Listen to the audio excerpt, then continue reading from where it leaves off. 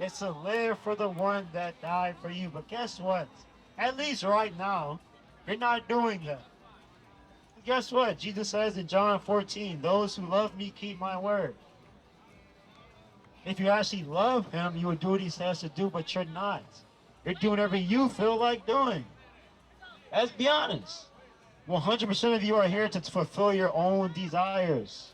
Alright? But guess what? If you put your faith and trust in Jesus, he will set you free from this lifestyle, from these desires, the urges, right? Because guess what? The Bible says in Romans chapter 8, the carnal mind is hostile to God. Cannot please God nor obey God's law. So guess what? Most of you are being carnal, right? But you don't have to. It's all a choice. Everything you do is a choice, right? It's like we choose to do righteous because the Spirit of God lives in us to help us and guide us.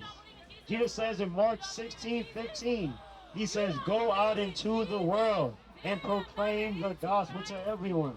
Simple. That's what he says to do. But of course, we have mockers and scoffers. The truth hurts so much. You have to mock and scoff. But guess what? It does nothing for you at all. It does nothing for anybody.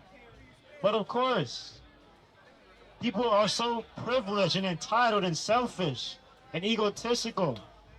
They have to try to stop the truth. But guess what? There's nothing you can do to stop the truth. I'm sorry. Nothing.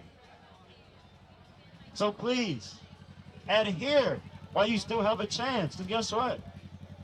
There is going to become a time where you will die. Death is inevitable. We all going to die. Simple. And you know this. We're all going to die. And so, since you're all going to die, we're going to have a judgment. And what makes you think we're going to go to heaven? And Jesus said in John 14:6, he's the only way. That's it.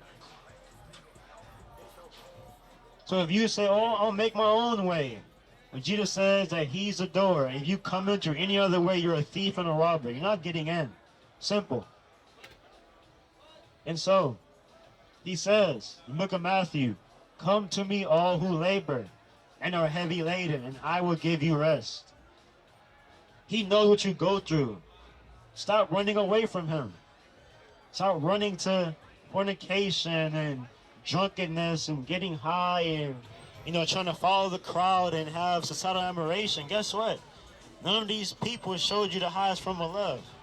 Keep a spade a spade. Jesus said in John 15:13, there is no greater love than to lay down your life for your friends. And guess what? Ain't none of you have anybody here's going to die for you. Simple.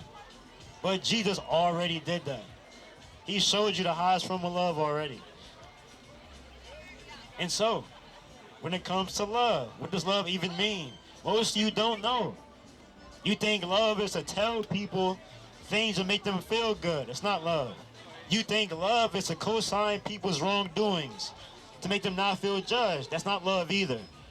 Let me tell you what love means according to the Bible. A real, actual definition and meaning of love. 1 Corinthians 13, it says love is patient. Love is kind. Love does not envy.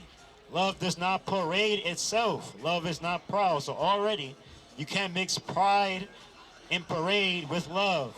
But society loves to do that, making you think that people who are involved with what? Pride parades are all about love. They're not. Also, it says love is not selfish. Love does not seek its own way, which you are doing right now. You're in the line to do what? Fulfill your own desires, basically. Also, it says love does not rejoice in sin. Love is not happy with sin. Simple. And so now you see real love and how you're not showing it. Because you're trying to co-sign people's wrongdoings, pat them on the back. People you call your friends, even your husband and wife sometimes. Yet you're going to condone sin, but love does not condone sin. Simple. Thank you for tuning in. Be sure to subscribe to our channel to stay updated on all our videos. And share this one with a friend. Also, remember, you're welcome to join us on Fridays and Saturday nights in Houston on Washington Avenue.